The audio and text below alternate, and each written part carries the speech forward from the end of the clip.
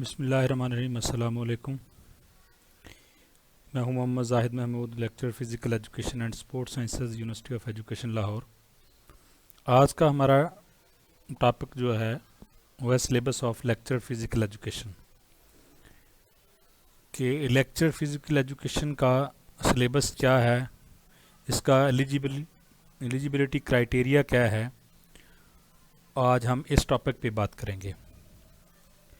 First of all है जी, ये चार चीज़ें हैं जिन पे हम बहस करेंगे: eligibility criteria, paper type, syllabus और how to prepare and get success. आप किस तरह तैयारी करके कामयाबी हासिल कर सकते हैं। एलिजिबिलिटी क्राइटेरिया में सबसे पहले आपकी क्वालिफ़िकेशन आती है कि MA, MSc physical education and sports sciences, second division अगर आपने एनुअली किया हुआ है, और अगर सेमेस्टर सिस्टम है तो 3 point something. BS physical education and sports sciences, इसके साथ आपको और कोई भी degree, professional degree, BEd, MEd require नहीं होती, सिर्फ MA, MSc second division at least आपकी होनी चाहिए, तो आप लेक्चर फिज़िकल एजुकेशन के लिए एलिजिबल हैं। सेकंड है जी एज लिमिट। एज मेल के लिए 21 to 28 years plus 5 year general age relaxation. तो आपको मेल को 21 से 28 साल अगर है ठीक है, और उसके साथ साथ आपको 5 साल एज रिलैक्सेशन भी दी जाती है। और in case of government servant जो कि ऑटोनमस बॉडी ना हो, अब तो फैसला आ गया है कोर्ट का भी, लेकिन अभी तक पीपीएससी ने अडॉप्ट नहीं किया इस वाले से, लेकिन फिर भी जिस तरह स्कूल एजुकेशन डिपार्टमेंट हैं और भी हैं जहाँ पे आपकी रेगुलर जॉब है, रेगुलर है या कॉन्ट्रैक्ट हो, उनको एज रिलैक्सेशन एज पर पॉलिसी भी मिलती है। अब फीमेल 28 ईयर्स तक प्लस 8 ईयर एज रिलैक्सेशन, यानी 21 से 28 साल या फिर मैक्सिमम 36 ईयर्स एज जो फीमेल की है वो कंसीडर की जाती है। स्कूल एजुकेशन में थोड़ा सा डिफरेंट है, इस बात का ख्याल रखना आपने कि हायर एजुकेशन और स्कूल एजुकेशन डिपार्टमेंट में एज का थोड़ा सा डिफरेंस है, वहाँ पे थोड़ी सी ज़्यादा एज रिलैक्सेशन है।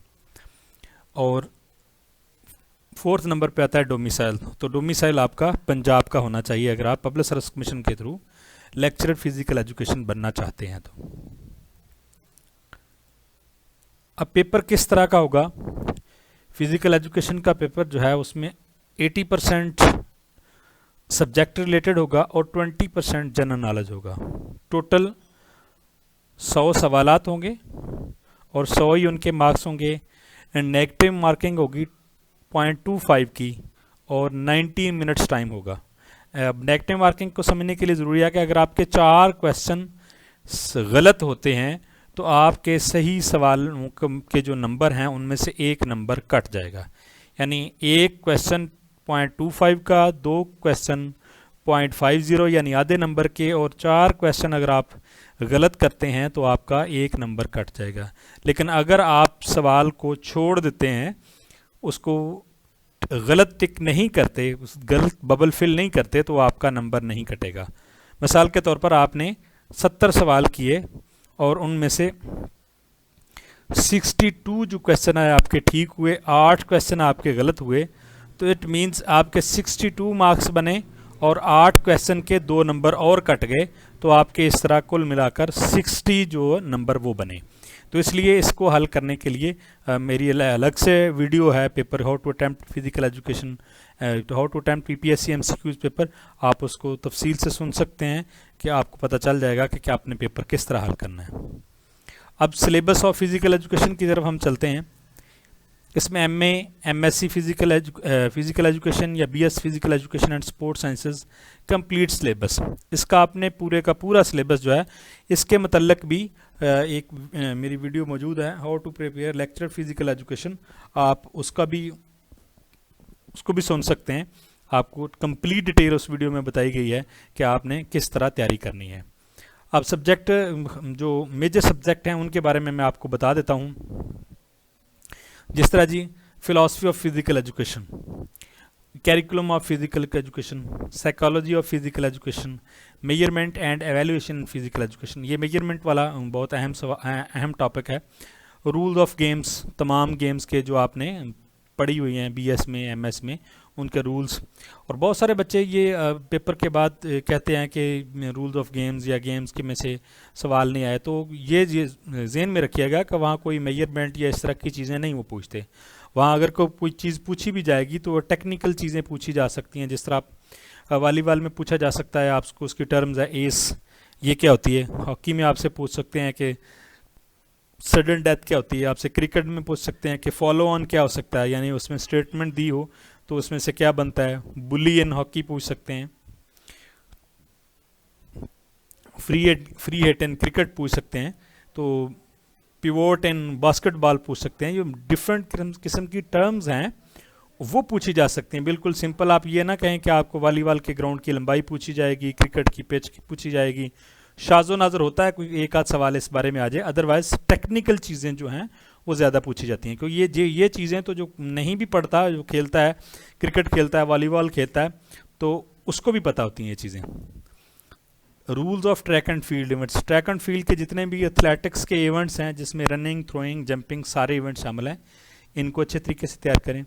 रिसर्च मेथडोलॉजी ये सबसे अहम टॉपिक है, क्योंकि अमूमन बीएस और एमएससी में रिसर्च जो है वो एक मामूली सा प्रोजेक्ट करवाया जाता है और कोई मुकम्मल उस पर कोई इस तरह का काम नहीं होता कि बच्चा जो है वो रिसर्च के बारे में जान सके। लेकिन और पेपर में बहुत सी ऐसी चीज़ें होती हैं जो प्रैक्टिकल बेस्ड रिसर्च से मुतल्लक होती हैं, तो इसके लिए बच्चों को बहुत सारा मसला होता है इस बारे में।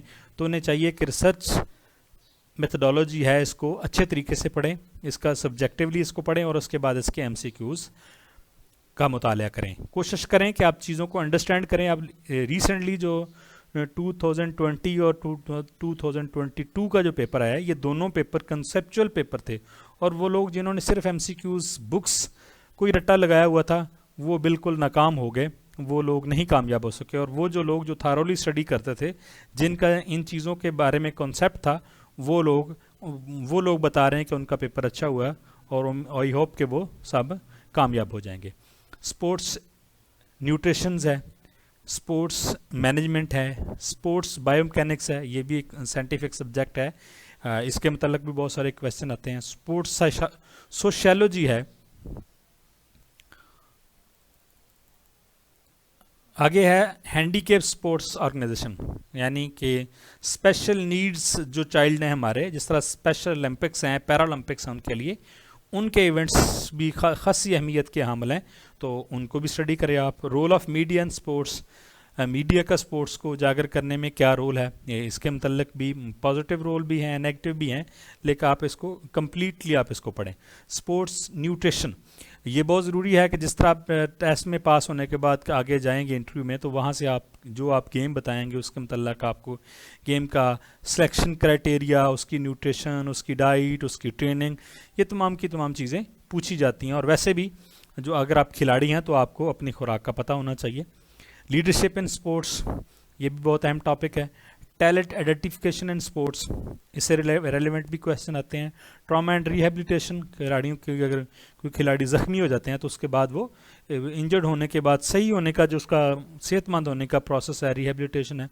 एक्सरसाइज फिजियोलॉजी, एक्सरसाइज फिजियोलॉजी भी अहम टॉपिक है। Research method in physical education, research physical education में जो रिसर्च होती है उससे रेलेवेंट चीज़ें। Wellness and fitness, sports medicine, science of sports training, ये तकरीबन मैंने कोशिश की है कि ज़्यादा से ज़्यादा सब्जेक्ट आपको जो बीएस और एमएस के हैं वो आपको बता दिए जाएं ताकि आप उसके मतलब तैयारी कर सकें। अब है जी अगला जो 20% का जनरल नॉलेज का पोर्शन है। बहुत सारे लोग जो इसको गैर अहम समझ कर छोड़ देते हैं कि ये कोई मतलब हम कहाँ से करें, कैसे करें, इसमें कोई क्लियर कट को फाइंडिंग नहीं है, कोई बुक नहीं है। तो मैं ये आपको बता दूं कि ये 8-10 टॉपिक हैं, आप इनको किसी भी एमसीक्यूज़ टाइप बुक ले लें जनरल नॉलेज की, जिस तरह कारवां की है और उसके अलावा जहांगीर्स वालों की है, इल्मी वालों की है, एडवांस पब्लिशर्स की है। लेकिन देखना यह है कि आपने ये जो टॉपिक आपको मैंने दिए हैं, यहाँ पाक स्टडीज़ है, करंट अफेयर्स है, इस्लामिक स्टडीज़ है, जियोग्राफी है, basic math, English, Urdu, everyday science and computer, तो इनसे रेलेवेंट मटेरियल आपको जिस बुक में भी मिले वो बुक आप ले लें, उनमें से आप इन चीज़ों को, या कोई भी बुक लें तो उनमें से इन चीज़ों को आप कोशिश करें, इन चीज़ों को कवर कर लें। पाक स्टडीज़ है, पाकिस्तान की अब तरह मालूमात है, करंट अफेयर्स है पाकिस्तान के दुनिया और दुनिया में जो होने वाले रिसेंटली 6 मंथ टू 1 ईयर जो आपका पेपर से बैक का जो करंट अफेयर्स होता है वो मुख्तलिफ वेबसाइट से, पाक MCQs एक वेबसाइट है, उस पर जाके भी आप देख सकते हैं। तो कोशिश करें कि 6 मंथ से लेकर 1 ईयर बैक जो आपके पेपर से है, तकरीबन यहाँ से ज़्यादातर जो जनरल नॉलेज है, जो करंट अफेयर्स है, वो उठाया जाता है। जियोग्राफी है, कौन सा मुल्क पाकिस्तान के दाएं बाएं ममालिक हैं, फिर बेस कहाँ पे हैं, वाटरफॉल्स कहाँ पे हैं, सी हैं, ओशंस हैं, सो ऑन, बहुत सारी चीज़ें हैं।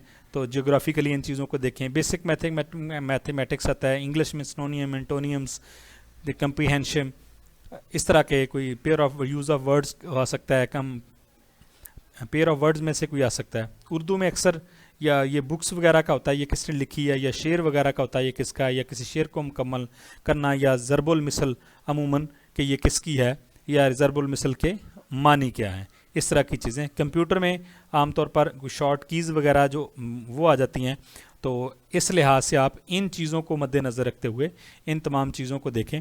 और इसके साथ साथ how to preparation of lecture physical education and sports sciences के नाम से physical education and with Zahid के चैनल पे आप जाके उसको देखें, सारी वीडियोस को, ताकि आपको पता चल सके कि आपने लेक्चर की तैयारी कैसे करनी है। अस्सलाम वालेकुम।